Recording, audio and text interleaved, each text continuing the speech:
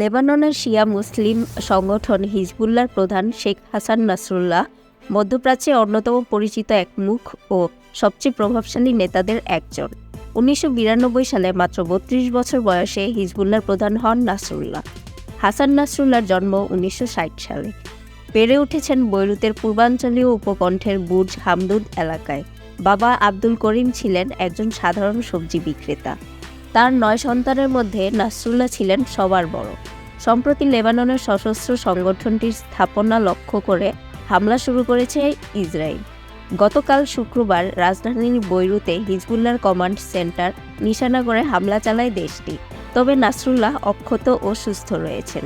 ইসরায়েলের হত্যার শিকার হওয়ার আশঙ্কায় কয়েক বছর ধরেই জনসম্মুখে আসছেন না তিনি। ইসরায়েলের কাছে ছায়ামূর্তিতুল্য নেতা হাসান নাসরুল্লাহ রয়েছে ইরানের সঙ্গে ঘনিষ্ঠ ব্যক্তিগত সম্পর্ক। হিজবুল্লাহকে একটি রাজনৈতিক শক্তি ও বর্তমান বিশ্বের সবচেয়ে শক্তিশালী অরাষ্ট্রীয় সশস্ত্র সংগঠন হিসেবে প্রতিষ্ঠার পেছনে তার রয়েছে গুরুত্বপূর্ণ ভূমিকা। বছরের পর বছর লোকচক্ষুর অন্তরালে থাকলেও নাসরুল্লাহর প্রতি তার সমর্থকদের শ্রদ্ধা ভালোবাসা এতটুকু কমেনি। দখলকৃত লেবাননি ভূখণ্ড থেকে ইসরায়েলি সেনাদের তাড়াতে প্রথমে একটি মিলিশিয়া দল হিসেবে গড়ে উঠেছিল হিজবুল্লাহ। পরে এ দলকেই লেবাননের সেনাবাহিনীর চেয়ে শক্তিশালী এক বাহিনীতে রূপ দেন নাসরুল্লাহ।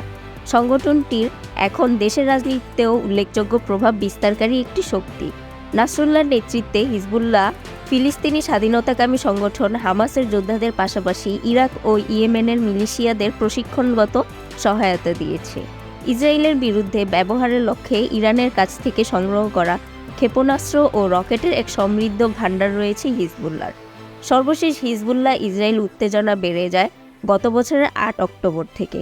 ওই দিন ইসরায়েলের দক্ষিণাঞ্চলে হামাসের রকেট হামলার জের ধরে গাজায় নজিরবিহীন তাণ্ডব শুরু করে দেশটি।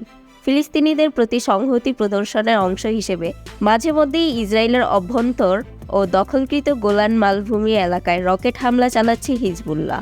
লেবাননে হামলার জোরদার দিক করেছে ইসরায়েল।